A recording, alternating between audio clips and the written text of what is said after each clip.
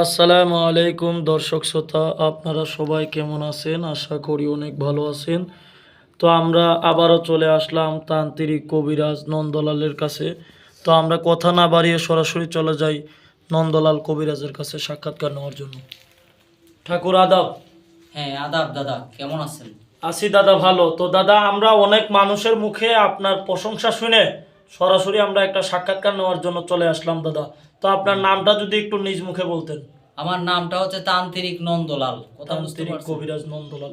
তো আপনি কি কি রোগের চিকিৎসা দেন যদি একটু দর্শকের উদ্দেশ্যে বলতেন। আমি যে সকল রোগের চিকিৎসাগুলো দিয়ে থাকি, যেমন প্রেম ভালোবাসায় ব্যর্থতা, স্বামী স্ত্রীর অমিল, জায়গা জমি নিয়ে ঝামেলা, মামলা মোকদ্দমা, যে কোনো খেলাধুলার লটারির তকবির সহ ইত্যাদি, মনের মানুষ চলে গেছে যে কোনো জটিল ও কঠিন রোগের আপনার চিকিৎসা দিয়ে থাকি। আপনার 1 থেকে মনে করেন 72 ঘন্টার ভিতরে সমাধান দিয়ে থাকি ভগবানের আশীর্বাদ।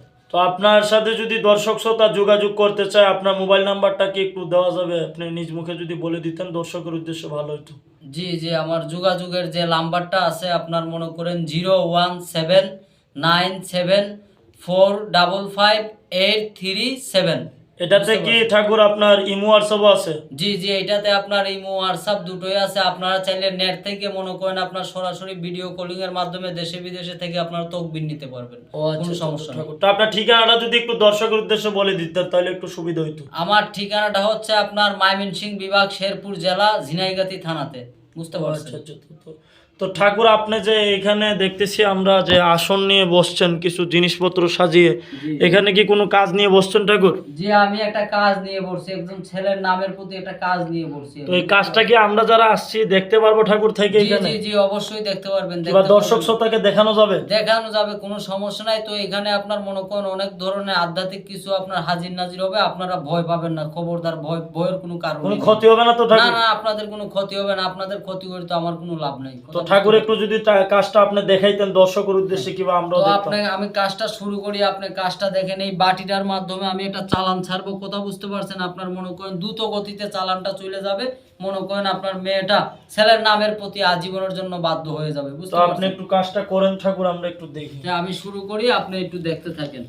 মেরিমন সাগাতি কই চলশিরে বন্ধ করে পিলপিলে গলাগাটি ধাইনো সাবান আসাম দেই পাতি মদনার ফান।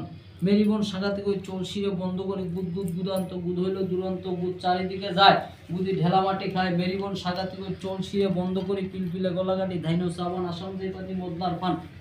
পাং পাং চিন্তামণি দুহাই তোর আস্তেক মনি। মেরিবন সাগাতে কই চলশিরে বন্ধ করি।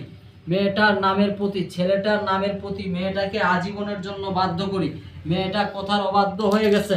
ছেলেটার নামের প্রতি মেয়েটাকে বাধ্য করি। মেরিবন সাগাতে কই চলশিরে বন্ধ করি। পাং পাং চিন্তামণি দুহাই তোর আস্তেক মনি।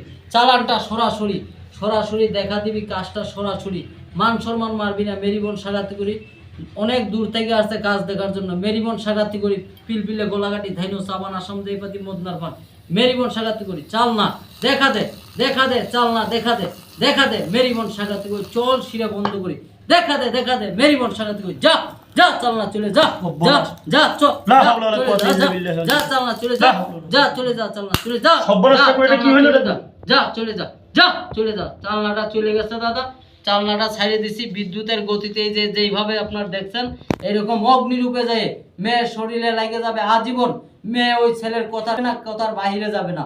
তো হয়তো বা আপনার মনে করেন তাদের ব্যক্তিগত নিরাপত্তার সাহায্যের ক্ষেত্রে ওনাদের নামটা আমি প্রকাশ করতে পারলাম না আর কি, এই জন্য আমি দুঃখিত।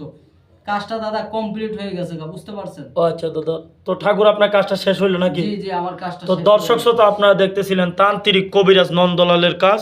তো দর্শক, আপনারা চাইলে সরাসরি ওনার সাথে মোবাইল নাম্বারে যোগাযোগ করে কাজ করাইতে পারেন, কিংবা ওনার ঠিকানা অনুযায়ী এসেও আপনারা কাজ করাইতে পারেন। দর্শক, ভালো থাকবেন, সুস্থ থাকবেন।